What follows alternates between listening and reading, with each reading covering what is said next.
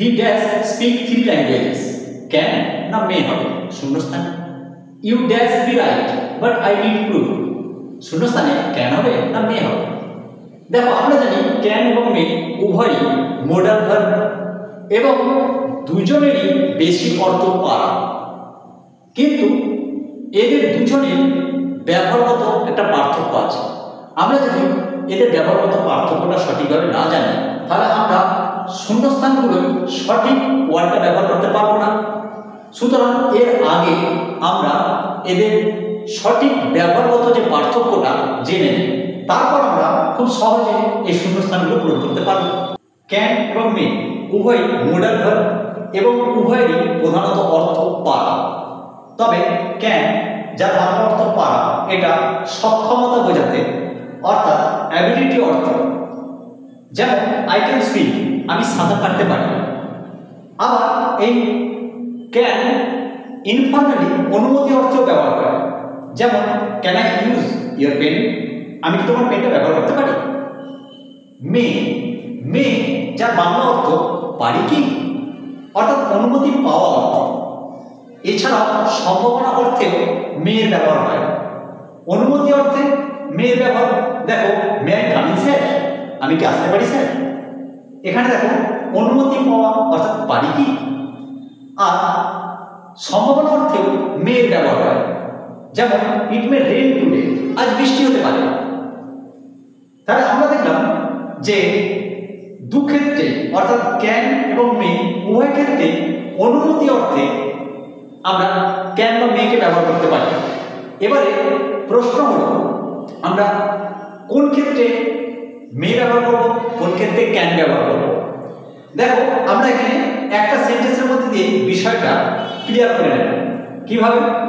দেখো can I go outside বা may I go outside. দেখো আমরা ক্যান আই গো আউটসাইড এটা বলতে পারি, তবে ইনফর্মালি বলতে পারি। অর্থাৎ আমরা ঘরের মধ্যে, রিলেটিভদের মধ্যে, বন্ধু বান্ধবদের মধ্যে ক্যান ব্যবহার করতে পারি এক্ষেত্রে।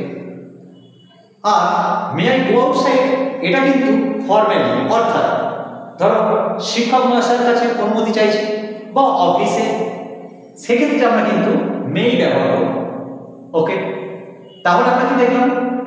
ক্যান সক্ষমতা অর্থে প্রধানত ব্যবহার করা হয়, আর মে অনুমতি চাওয়া বা সম্ভাবনা অর্থে মেয়ের ব্যবহার হয়।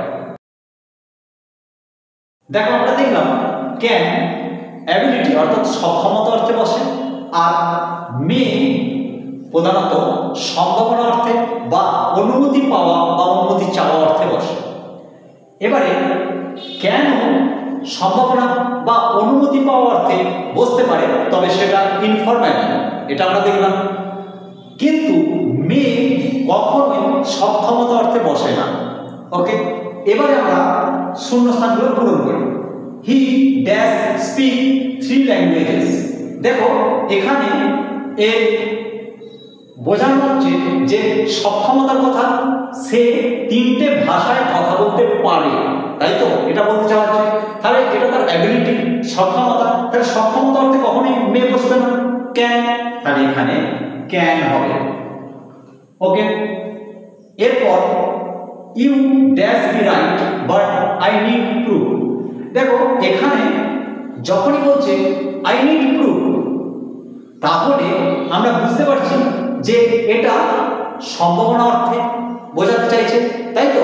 হতে পারে তুমি সঠিক, কিন্তু আমার প্রুফ চাই, তাই তো। তাহলে হতে পারে অর্থাৎ সম্ভাবনা, তাহলে এখানে অবশ্যই মে বসবে। তাহলে you may be right but I need.